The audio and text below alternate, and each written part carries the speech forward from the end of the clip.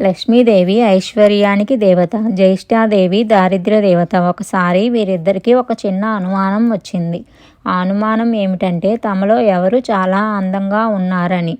ఈ విషయమై వీరిద్దరూ వాదించుకుంటూ భూలోకానికి వస్తారు. అప్పుడు వారికి ఎదురుగా ఒక వ్యాపారి వస్తూ కనిపించాడు. ఇక వాదించడం ఆపి ఆ వ్యాపారిని అడిగి నిజం తెలుసుకోవాలని అనుకుంటారు. అలా అనుకున్నదే తడువుగా జ్యేష్ఠాదేవి లక్ష్మీదేవిలు అతడి ముందుకు వెళ్ళి నిల్చున్నారు.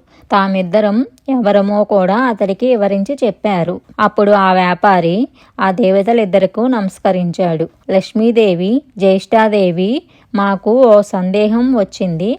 ఆ సందేహానికి పరిష్కారం చెప్పమని అడిగారు. అప్పుడు వ్యాపారి, ఇంతకీ మీ ఇద్దరికి వచ్చిన సందేహం ఏమిటి చెప్పండి అని అడిగాడు.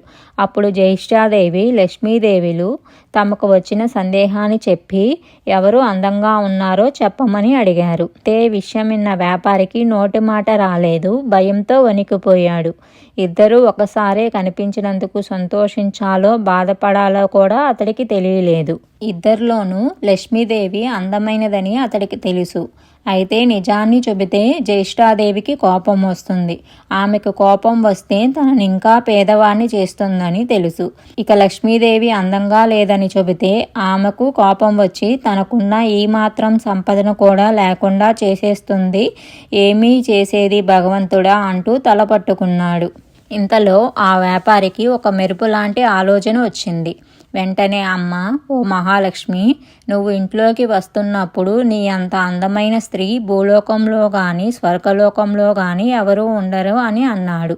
అలాగే అమ్మ, ఓ జ్యేష్ఠాదేవి, నువ్వు ఇంటి నుంచి బయటికి వెళ్తుంటే నీ అందం సొగసు వర్ణించేందుకు మాటలు చాలవు.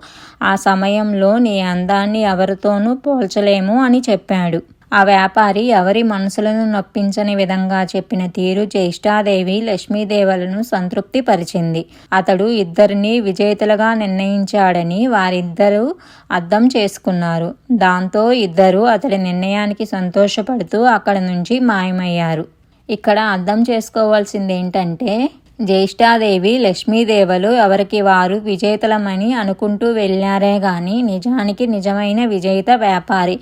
ఎందుకంటే అతడు ఐశ్వర్య దేవత అయిన లక్ష్మీదేవి అభిమానాన్ని పొందటమే కాక లక్ష్మీదేవి బద్ధశత్రువైన జ్యేష్ఠాదేవిని సైతం సంతృప్తి పరిచాడు. కాబట్టి నిజమైన విజేత వ్యాపారి.